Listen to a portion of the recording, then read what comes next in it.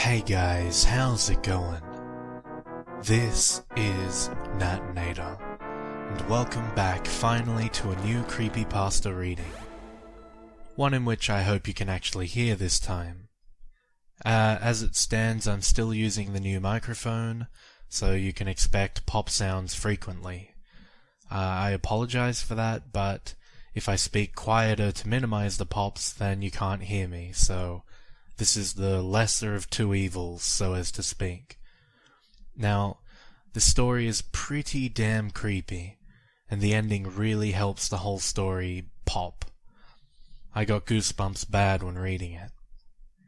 It's titled, There is a Man Behind You. Now, as always, turn out the lights, get comfortable, and let the story begin. My name is Robert Crandall, and I play a marginal part in the following story. I'm attempting to post on this site for scary stories on behalf of the author, my friend, Jonathan Talley. John is currently serving a prison sentence for manslaughter. I hope that seeing this published in a public forum will help ease his mind. His mental state has deteriorated considerably, as you'll see. I'm not a superstitious person, so I have no trouble seeing it as the hallucinations of a mentally disturbed individual. If you are superstitious, I recommend not reading it. So here it is, reproduced, word for word, from John's letters he wrote while in solitary confinement. He has pleaded repeatedly, almost desperately, to post it on some internet site where it will be read. As of last week, he's been threatening to kill himself if he is not able to see it published on the web. For the record, I did not do what John accuses me of at the beginning of the story. To John, you'll see this soon, and I hope it brings you some measure of relief. I should tell you now, dear reader, I'm writing this story from prison. Solitary confinement. I've been in solitary confinement for a few days now, and it is for the best. I only hope that this reaches as many people as possible. These are the events that happened to me leading up to the murder and my incarceration. Whether you believe me or not is your business, but it is the truth. This is New York City. I'm getting back home late at night after a fine evening of friends and drinking. It starts to rain really heavily, but luckily, I've just made it to the subway station. So I go down into the subway. I get into the car. It's empty. One stop later, one person gets on and sits in the middle of the car, on my side. A young guy, early 20s. He's sitting with strangely straight posture, staring at nothing. Head slightly tilted. Kind of a wild look in his hair and eyes, like he hasn't slept in a long time. I put in my earbuds to listen to music on my phone. Led Zeppelin, nice.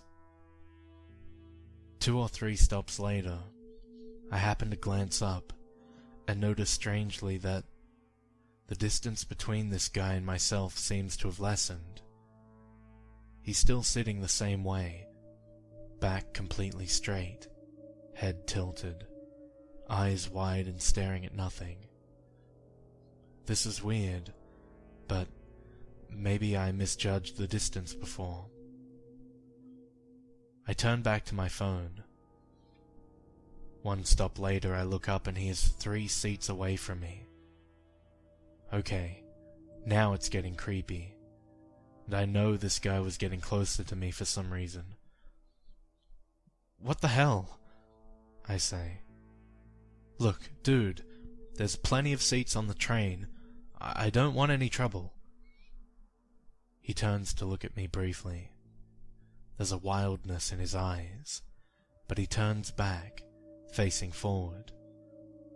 I'm watching this guy closely now. Suddenly, I notice that his clothes are completely dry. He got on 3 stops after me, after it had started raining, and yet he had no umbrella and was completely dry. I could only conclude that he had not come from above. He had been down in the subway tunnels the whole time. At first, I'm thinking he may be homeless, but his jacket looks too new, and he isn't dirty. Oh well, it's New York. Sometimes there are weirdos on the train. He is kind of thin and pale, and I'm confident I could take him in a fight. But man, I don't want this shit tonight, and I'm still a little dizzy from the booze.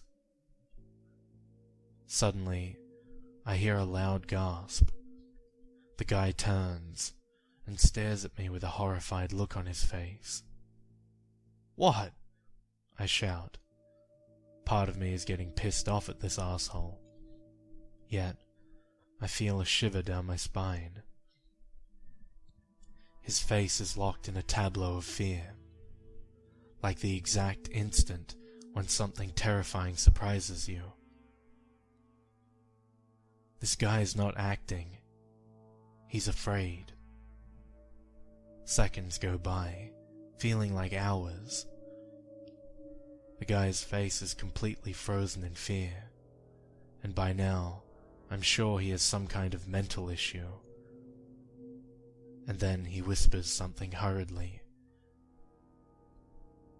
"Thisambindu." "What?"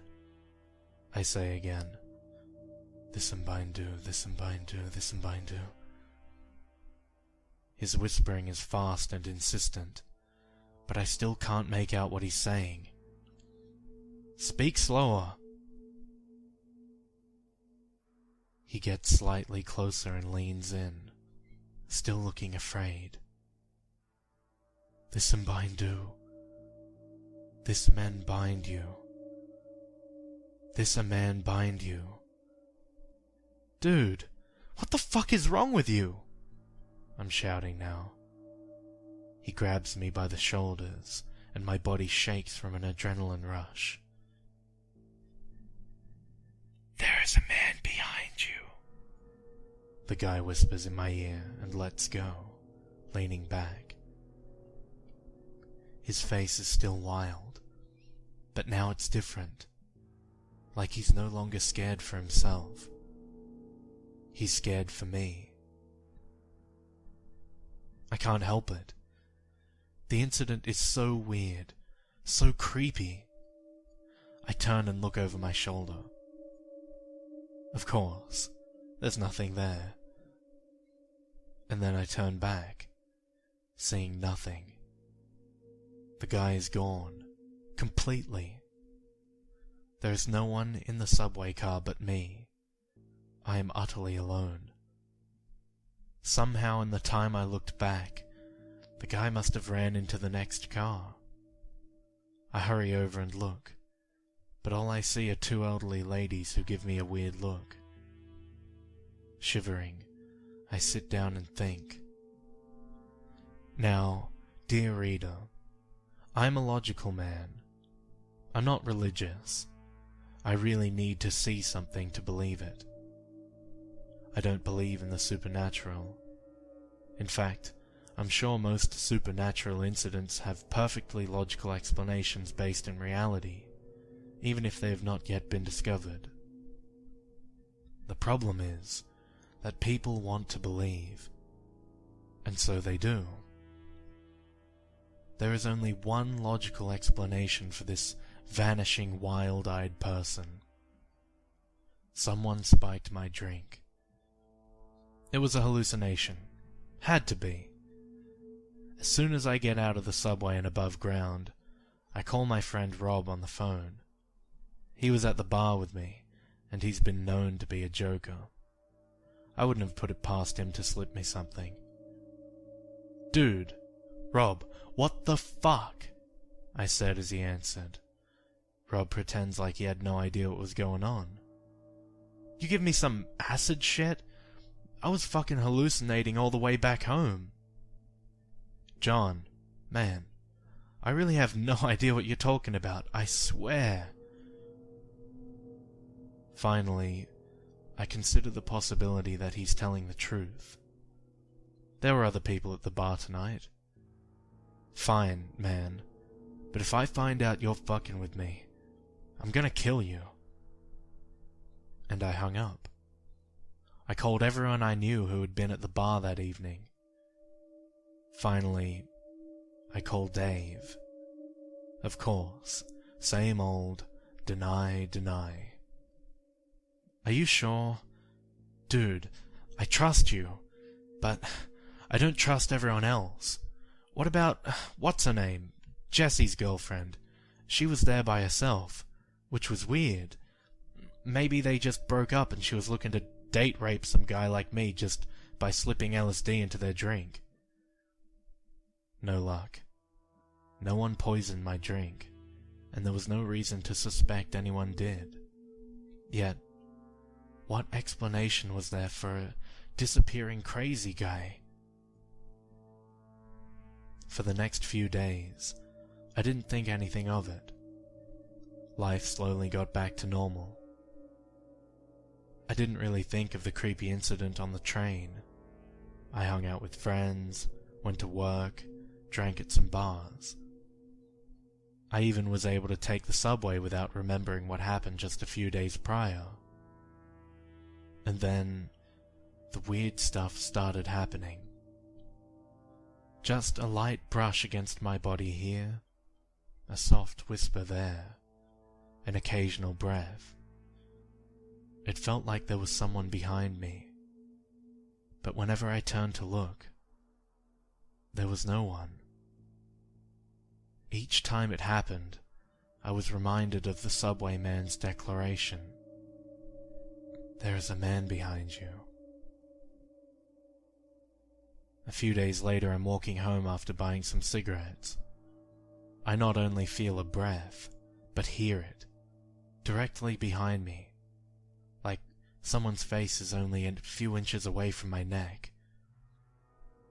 My arms jerk backward, expecting to push away some horrible creeper, but I find only thin air, and I whirl around to face an empty street.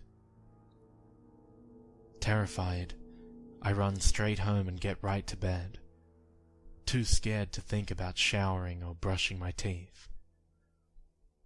Thankfully, the feeling is gone. I'm lying face up, and the mattress feels soft and safe against my back. I don't dare turn on my side or back, for fear that the man will come back, hovering over me like some ghastly, evil apparition you always see in horror movies.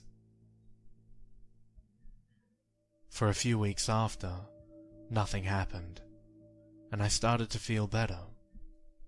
Annoyingly, I became the butt of some jokes, people thinking I'm doing acid again. I keep telling people I don't do that shit anymore. I took the stuff years and years ago, but only a couple times. And there's no way it's a fucking flashback. People ask me that so many times, and it pisses me off.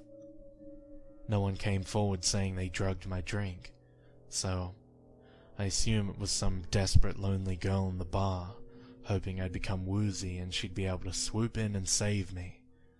Bitch.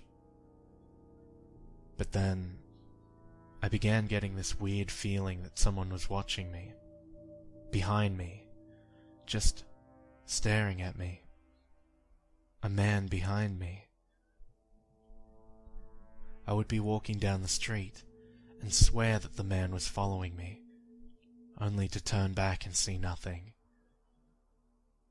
The worst of these incidents was in a restaurant, with my date, Julie. Immediately after sitting down, I get that feeling again. I sense him sitting at the table behind me, and feel his eyes burning holes in the back of my head. The man is here, in the restaurant, watching me with that cold, obsessive stare, that terrifying expression, half a grin, half a growl. He has bloodshot eyes, wide open and staring, and crazy, untamed white hair. He's wearing a disheveled vintage wool coat. Don't ask me now how I know this. For some reason, I just do. Julie starts complaining about how I keep turning backward, and she wonders aloud why she isn't entertaining enough to keep my attention. Finally, I whisper to her, "There's someone watching me. Some man behind me that is staring at me. Do you see him?"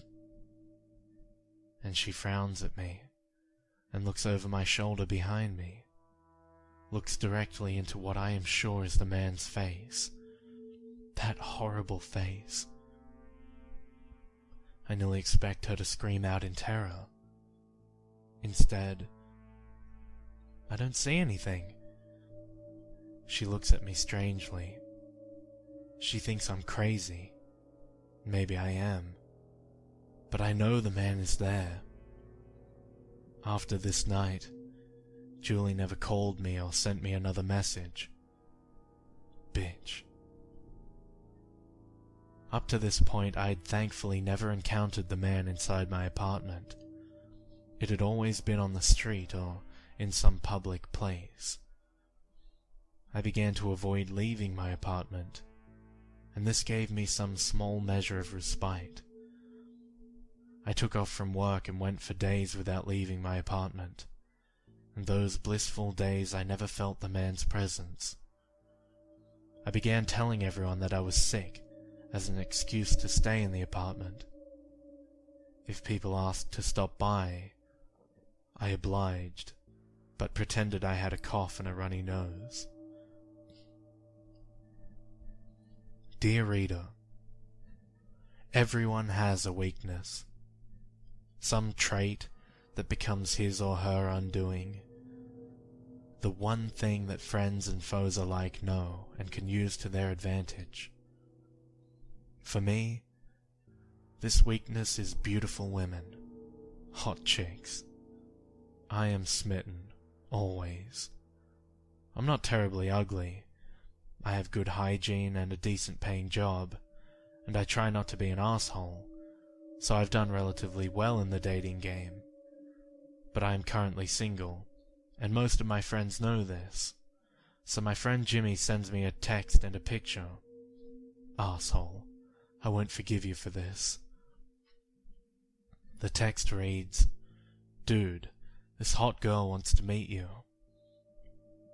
The picture, sure enough, is a smoking hot Italian chick. College age, my absolute fave. I text back. She wants to meet me or she wants to fuck me? Smiley face. Keep it in your pants, dude. She said meet. But maybe more, I don't know. I sent her your picture and she seemed really into you. Okay, sounds good. Where should I meet her? Come to my party. You're both invited. 7 p.m. tonight, my place. As it turns out, there is no fucking girl. Jimmy took the pic from some dating site and baited me into coming to his lame-ass house party in Queens. He tells me everyone has been asking why I've been so antisocial lately, but I'm too pissed off to care. I just want to go home. And as I turn to leave, that's when I feel it. It hits me like a brick. Oh, so familiar, and yet still so terrifying. The man is here. The man is behind me, somewhere, staring. I turn, and I see him. Or rather, I half saw him for an instant before someone passed in front of him. By the time the person moved, he was gone. But I swear I saw him, and I knew him instantly, even though I had never actually seen him before. Crazed, wild white hair, a head that was slightly too large, and bloodshot red eyes, wide and insane, and his grin. An expression that could either be a grin or a growl, impossible to tell. He was of average height, probably as tall as me. Jimmy has been insisting for several minutes that I tell him about my problems, completely oblivious to the horror on my face. Finally, I say to him, "Fine, Jimmy, the reason is, I've been avoiding someone, and he's here, at your party." Jimmy gives me a weird look and starts looking around, confused. "Dude, you know everyone here. Who are you talking about?" "A man. A crazy white-haired man that just stares at me with this horrible grin on his face. I think he's stalking me." Jimmy laughs. "Is it like some gay guy or something?" This pisses me off. "No, Jimmy, it's not some gay guy. I wouldn't care if it was some gay guy.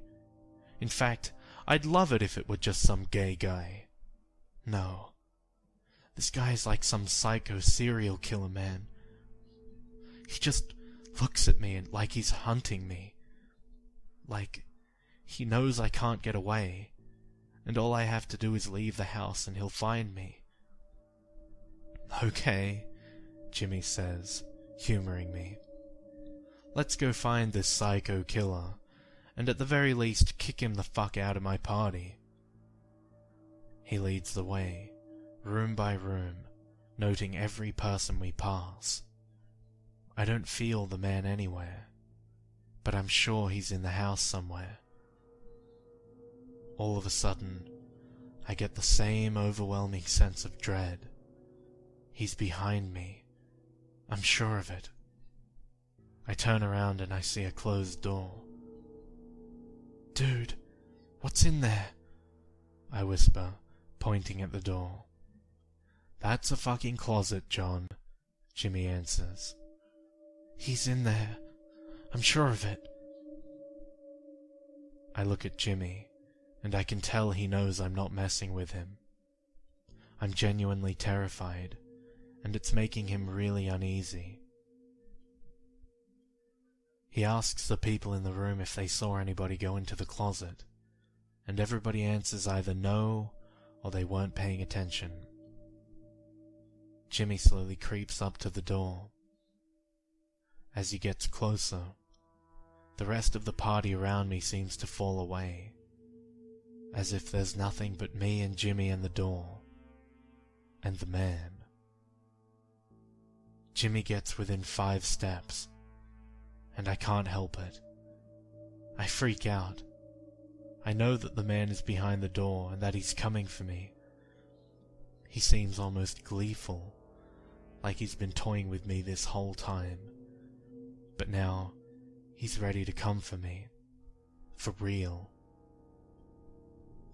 I turn, and I run as fast as I can out of the house. I vaguely hear Jimmy screaming at me that there's no one there, that the closet is empty.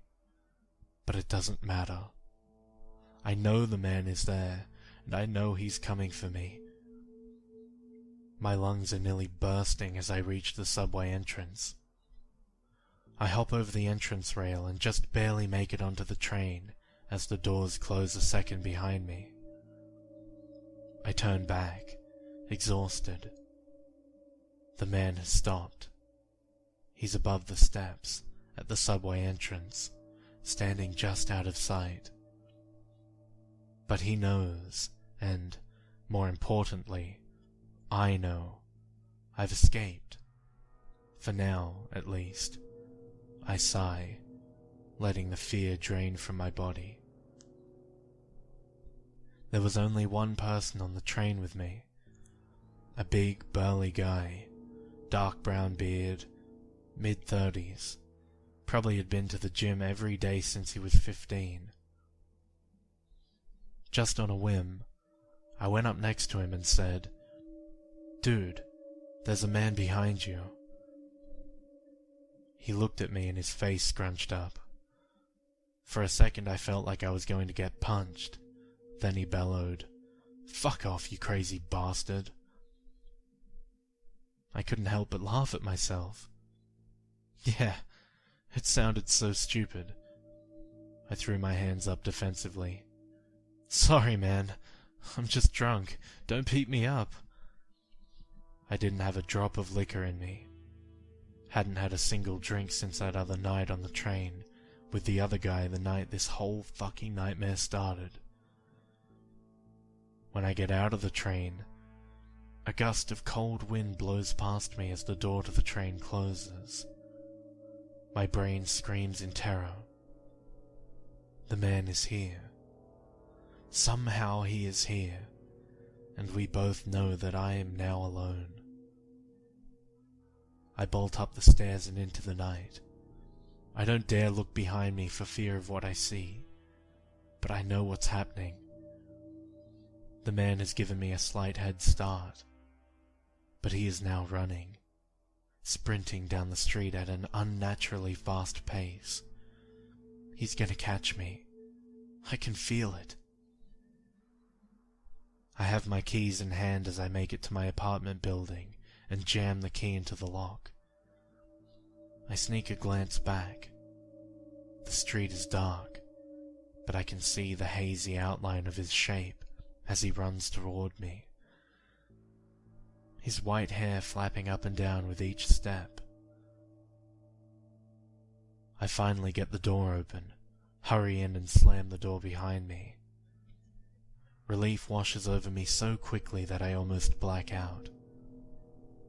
My heart is pumping a mile a minute, and I'm gasping like a madman, but I can't help but laugh. I feel safe. Looking out the window, I see him. Or, I don't see him, but I know he's there. He's standing in the darkness, just slightly beyond the range of the nearest street lamp. If I focus hard, I can barely see the outline of his white hair. After this incident, I stopped pretending to be sick. I didn't go out, and when people asked why, I gave them no reason. I took some phone calls, but I did not let people into my apartment, even if they visited and knocked on my door. Other people came and went, so I couldn't prevent the man from getting into the building, but I sure as hell wasn't about to let him into my apartment. If my friends insisted that I open up, I just got angry with them until they left. Slowly but surely, the inevitable happened. I made it through everything in my fridge, then all the canned goods I had stocked up, then everything in the freezer. The last day before my hell really started, I had nothing but a bottle of whiskey. Whiskey's made from grain, right? It's like eating a loaf of bread. I downed half of it. Didn't help. I was still hungry as all hell. I can't help it. I cave. I order takeout. After about half an hour, the Chinese guy arrives, and I press the button to let him in the door. In less than a minute, I hear his footsteps. My stomach is grumbling in anticipation of getting some real, actual food. As my doorbell rings, I stare out through the peephole. It's an Asian kid, either late high school or early college age. As I open the door, he gets a look at me and gives a start. Suddenly I become self-conscious. I probably look a mess. I haven't really been taking care of myself. $10.30, he says. I get a 10 and a $5 bill and thrust it into his hand and snatch my food. "Thanks, I don't need any change," I say, eager to just close the door. "Thanks, mister," the kid says, smiling, and I smile back briefly and start to close the door. But then, just before it closes completely, I notice it. His smile, his grin, his growl. The man. He's the man. I stare out the peephole, and my breath catches in my throat. There is no one there. I look down. I stare at my open hands. There is no food. Suddenly my apartment is chilly. The man is not here, but something still feels terribly wrong. Like some protective barrier has been broken, and now I'm at the mercy of the man. Like the lighting has changed. The sunset colors outside my window seem more pale and foreboding than usual. Cold and hungry, I lock both the locks on my front door and hurry into my bedroom. Under my covers, I sigh as a feeling of safety returns. I try to reassure myself. Even if the young delivery guy was the horrible man, he's still outside. My sleep that evening is dreamless, but I still wake up with a start, drenched in cold sweat. It is now completely dark outside. I look at my clock. It's 4:17 a.m., and my bladder is completely full, like a tight water balloon that could burst at any moment. When I can't stand it anymore, I leap out of the covers and hurry into the bathroom. I start peeing, and it is the most glorious pee I've ever had in my life. I stand there for nearly a minute, even after I finish, sighing with relief. Finally, I wash my hands, deciding I'm just gonna go back to bed. Screw the fact that I haven't eaten anything today. I'm still feeling slightly nauseous, and I realize it's because I'm hungover from the whiskey. As I leave the bathroom, I notice that there is a weird light in my apartment, and that's when I see my front door is fucking wide open. With a strangled yell, I rush over and slam it with a ferocity that surprises even me. It's no use. He's here. The man is here. He is behind me. I turn on the light, but the man is nowhere. He is behind me. No matter where I turn, he is always behind me. Finally, I catch my reflection in a mirror. I stare at myself. I can see the wild terror in my eyes, and my heaving chest as my breath rushes in and out. But I can see behind me, and he is not there. Not there. For a moment my mind can't resolve this conflict. I flip-flop between this overwhelming mental sensation that the man is behind me, and the visual proof from the mirror that he is not. First, the mirror is truth, then a lie, then truth, then a lie. This conflict is strangely comforting. I go right up to the mirror and look past my reflection into the room behind me. He's not anywhere in the room, and yet I know in my mind that he is there, that the man exists. I can just make it to my bed. If I can just make it to my bed, I know I'll be safe. I dash away from the mirror into my bedroom and crawl under the covers. the relief I feel is short-lived. Even lying on my back, I know he is there. He's buried under the mattress, just underneath me, and I feel his arms coiling around my rib cage. Even though my head is against the pillow, I can feel his breath against the back of my neck. I scream and jumped out of my bed into the corner of my room. The man stays buried in my mattress. Suddenly, he sits up, staring at me with those same intense, angry eyes, and his mouth locked in a grinning growl. I can't look up. I'm too scared. But I know what he looks like and what he is doing. He cocks his head slightly and whispers, "No escape."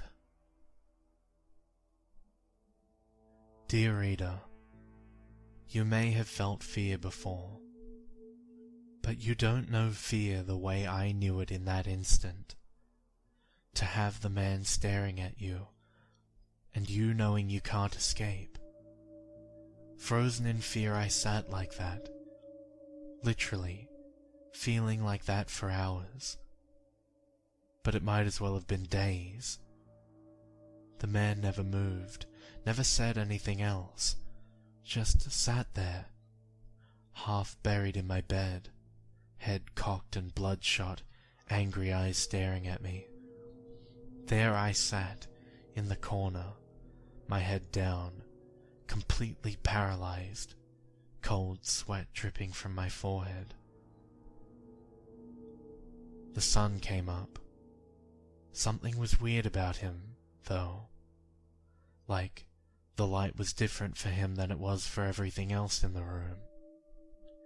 As if the sunlight was not reflecting off him properly.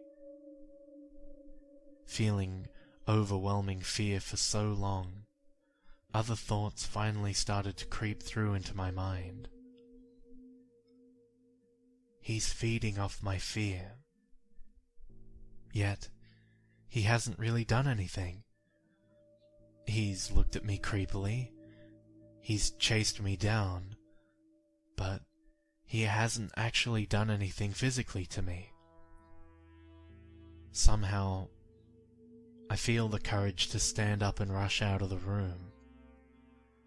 As I do, I feel him behind me. Every step I take, he takes one too, in perfect lockstep, always close enough that he could wrap his arms around me if he wanted.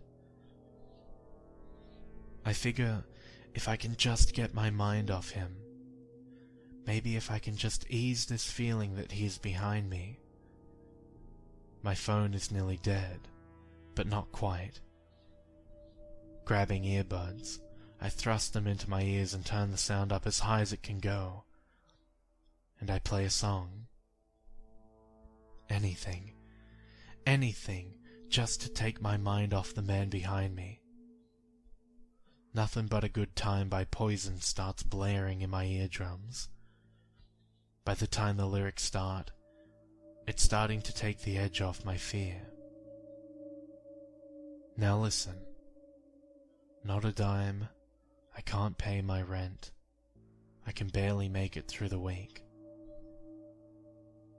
By the time the chorus starts, I'm thinking this might work. I might actually just be able to take my mind off my fear. I start to become delusional, that I might be able to break the man's hold on me with the power of rock and roll. Don't need nothing but a good time. How can I resist? Ain't looking for nothing but a good time. And it don't get better than this. And right as that line ends, my arm twists violently behind me, and I feel his clammy, dead hands on my wrist and cold breath on my neck. "You think you can shut me out?" comes a cold, reptilian voice. I scream as I feel the skin on my back splitting open. I whirl around, seeing a bloodied butcher knife on the table. To this day, dear reader, I try to argue that the slash on my back could not possibly be self-inflicted due to its angle, but physicians noted that my arm was twisted as well, allowing for the possibility that I slashed my own back myself. They don't believe me, dear reader, that the arm twist and slash on my back were both inflicted by the man. Still feeling the man directly behind me, I grab the bloody knife and whirl around, expecting to cut right into the man's face. Instead, I find air. Of course. Still holding the knife, I dash out of my apartment, not bothering to lock the door. I fly down the stairs and out of the building. The man is right on my tail. I rush out into the street, but he is right behind me. Every time I turn, he rotates with me, like some horrifying cartoon character that you just can't shake. I turn around fast, but he is faster, and still behind. I turn again, but he is still behind me. I turn one more time and stab downward. One of these times I will catch him, and my knife sinks 6 or 7 inches into an elderly lady's eyeball. So, that is the story. I committed manslaughter. To this day, that is the part I regret the most. I regret that my fear of this man, whether or not he is a hallucination, caused the unintended death of another person.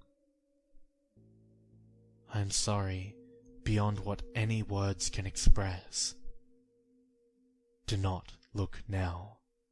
Do not move. And I would like to once again convey my condolences to Mrs. Carpenter's husband and her son and her son's family.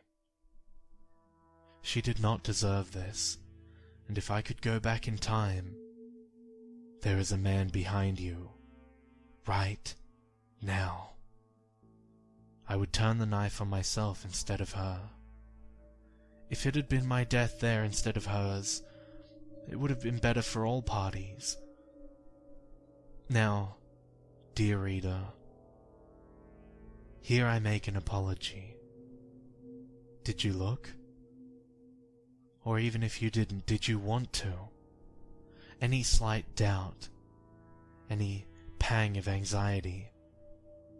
If so, then, like the young guy at the beginning of the story, I've probably disappeared from my cell. I am so sorry for what you'll go through, but please believe me when I say I just desperately need relief from the man behind me, even if it means passing him on to a stranger such as yourself. Remember that it starts with a brush here and a whisper there. A slight sound, a footstep, passing breath. A rustling you can't explain, a sudden prickle on your back. My only advice: do not ignore him. It only makes it worse. Good luck.